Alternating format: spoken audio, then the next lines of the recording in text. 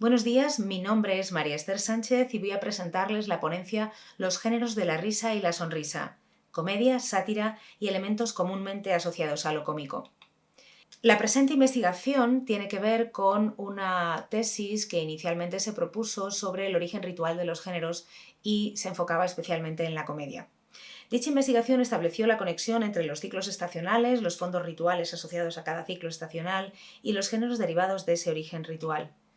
Los objetivos del presente trabajo son esencialmente dos. Por un lado, diferenciar entre géneros propiamente dichos y temas o procedimientos en el análisis de los géneros de la risa, y por otro, establecer elementos de distingo entre la comedia y la sátira en función de sus diferentes orígenes rituales y características.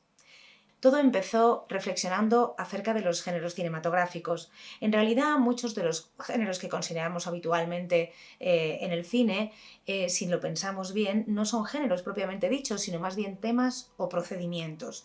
Ese sería el caso, por ejemplo, del western, que en realidad es un tema, es películas que tratan sobre el oeste americano, o el caso del musical, que serían películas cuyo procedimiento consiste en que narrativamente se avanza la historia a través de canciones.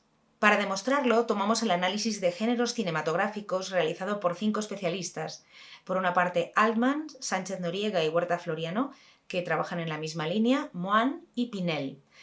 Al analizar cada uno de los géneros que presentaban estos especialistas, nos dimos cuenta de que efectivamente la inmensa mayoría de ellos eran o bien temas, o bien procedimientos, o bien ambas cosas, pero que no podían considerarse en realidad como géneros propiamente dichos.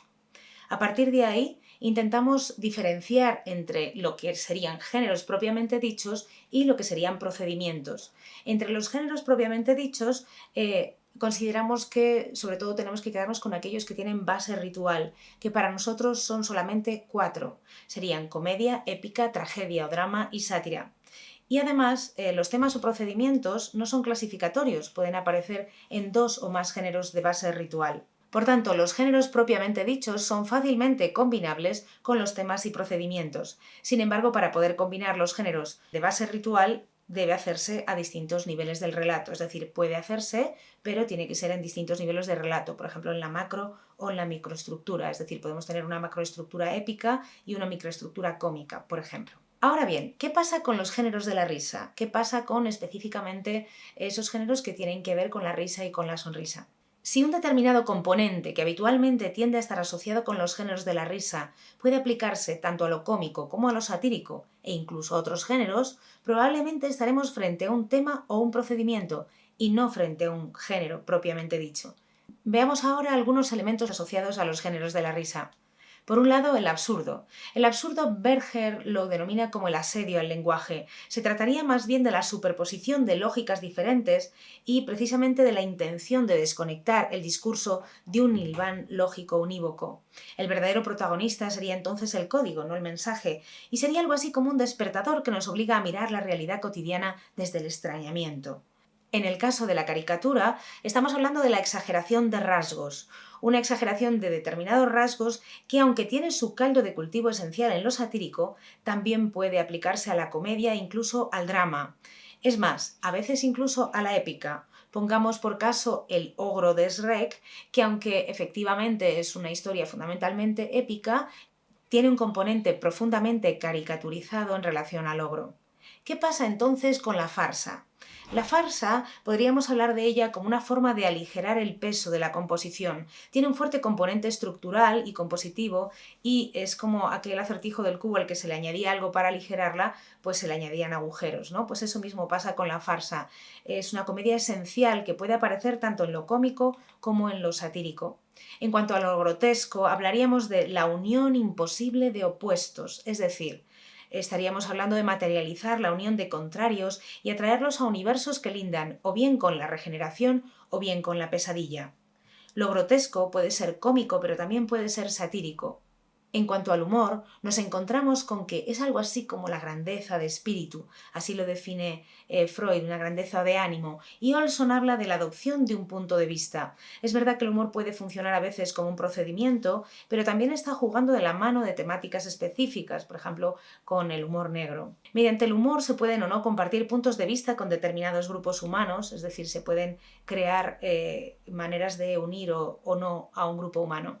En el caso del ingenio estamos hablando de un juego intelectual que ofrece algo así como una visión sintética de la realidad. Puede encontrarse tanto en la comedia como en la sátira y se integra en la comedia por la vía del juego y sustenta la sátira por la vía del juicio. La ironía consiste básicamente en decir lo contrario de lo que se quiere decir.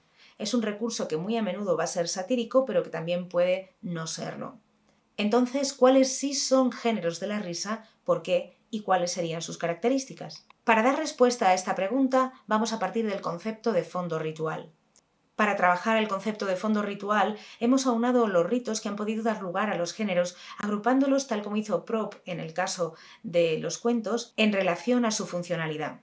Lo esencial del rito no es tanto su forma como el efecto que persigue, y al igual que en los cuentos podemos encontrar ritos que son en apariencia diferentes, pero que tienen en realidad una funcionalidad idéntica. Por ello, el concepto de fondo ritual permite unir entre sí el conjunto de ritos que persiguen efectos similares y que con el andar del tiempo pasarán a convertirse en géneros.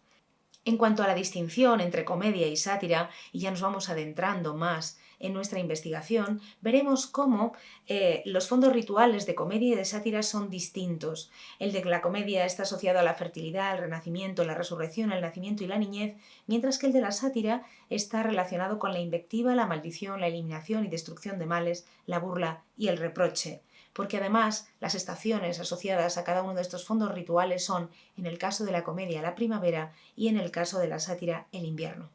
Este esquema se contrastó además con la obra de Maldonado, en el que se abordan las tradiciones populares en España en relación al ciclo estacional y vimos que efectivamente funciona. ¿Cuál es, por tanto, el fondo ritual de la comedia? El fondo ritual de la comedia lo vemos asociado, hemos dicho, a los ritos de fertilidad y tiene su origen en los ritos fálicos. Asociada a lo cómico está la idea de renovación, regeneración o resurrección y del renacimiento de la vegetación tras la aparente muerte invernal. Hay un paralelismo entre la idea de resurrección de la naturaleza y la humana y la comedia está en esa constelación. En cuanto a la sátira, el origen de la sátira es el jambo, el insulto ritualizado. El rito original es la expulsión de lo negativo y se trata de corporizar lo negativo para ponerlo de manifiesto. El objetivo último de la sátira es la destrucción de males. Daremos a continuación unas pinceladas de las distinciones esenciales entre comedia y sátira. Por una parte, en la comedia vemos que el espacio de posibilidad es múltiple. Hay una confluencia de dos o más espacios de posibilidad cuya intersección se percibe como ridícula. En lugar del reproche, en la comedia tenemos la detección del ridículo, y el espacio de posibilidad es profundamente creativo. En la comedia se explora el espacio de posibilidad. En cuanto a la sátira, el espacio de posibilidad no es múltiple, sino dual, y confronta la idea moral del satírico con la realidad que está satirizando. Aparece además la violencia en forma de reproche y la realidad percibida como negativa y el satírico se retroalimentan. La sátira puede no ser solamente una forma de acabar con determinadas injusticias, sino también terreno abonado para la falacia argumental. De alguna manera, la sátira se convierte en una válvula de escape social. Mientras hay cabida para el satírico en una sociedad dada, aún hay margen de acción y de pensamiento. Muy probablemente la desaparición de lo satírico es un síntoma o un angustioso preámbulo del totalitarismo en lo social. Veamos ahora el elemento de la agresividad en lo cómico y en lo satírico. El reproche es claro indicativo de estar en el terreno de la sátira. A medida que se intensifica el reproche, la sátira puede tornarse más y más agresiva. De alguna manera encontramos entre la sátira y la comedia un camino de dos direcciones, un camino hacia la agresividad que va de la comedia a la sátira y un camino desde la agresividad hacia lo que llamaremos la catarsis cómica que va de la sátira a la comedia. Podemos ver en la diapositiva el proceso de catarsis de la sátira a la comedia y el proceso de incremento de la agresividad de la comedia a la sátira. Veremos esta diferencia entre la comedia, la sátira y ese tipo de comedia que ha sufrido ya un proceso de catarsis en la diferencia entre el reírse de, reírse contra y reírse con. En la comedia estamos hablando de la detección del ridículo, del reírse de. Se alimenta el ego y el individuo reconoce su valor en la torpeza del otro. En el caso de la sátira es el reproche, el reírse contra. El ego se defiende, el individuo reconoce su valor en su capacidad de dañar a su oponente y en el caso de la comedia consciente pasaríamos por un proceso de catarsis de emociones y por lo tanto estaríamos en el reírse con la conciencia no solo de la torpeza del otro, sino también de la propia, con lo cual hay una disminución o eliminación del ego y el individuo reconoce su valor y el valor del otro en igualdad. Para esto apelamos a la definición del amor de Maturana. Por tanto, vemos que la relación de la agresividad con los géneros de la risa varía. En el caso de la comedia se puede pasar a una sátira que contiene mucha más agresividad y desde esa sátira, a través de un proceso de catarsis de las emociones, puede desaparecer esa violencia, dejando paso a un tipo de comedia distinto del anterior. Finalmente, podemos poner de manifiesto otras de las características que permiten distinguir comedia de la sátira, fundamentalmente el tipo de estructura, el desarrollo de la historia en el tiempo, el espacio de posibilidad, la tendencia social y la relación entre humildad e ibris. Conviene finalmente advertir que la sátira puede tener conexiones no solamente con lo cómico y la risa, sino también con lo dramático. Por tanto, establecemos las siguientes conclusiones. Por otra parte, nos damos cuenta de que solo serían géneros propiamente dichos aquellos en los que podamos encontrar un fondo ritual suficientemente complejo, una base ritual, que justifique su evolución de rito a género. En el caso de los géneros de la risa encontramos únicamente dos, comedia y sátira. El resto son temas o procedimientos asociados a los géneros de la risa, pero no géneros propiamente dichos. A continuación, plasmamos una serie de referencias bibliográficas por si tienen interés en ellas. Gracias por su atención.